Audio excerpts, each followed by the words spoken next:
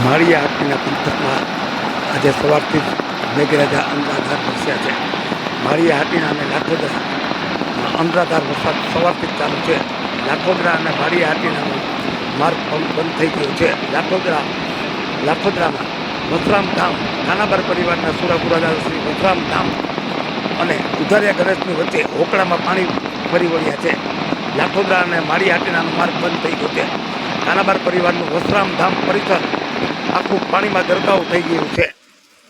જે દર્શક મિત્રોએ સુપરફાસ્ટ ચેનલને સબસ્ક્રાઈબર નથી કરી તેમને સબસ્ક્રાઈબર કરી લેજો.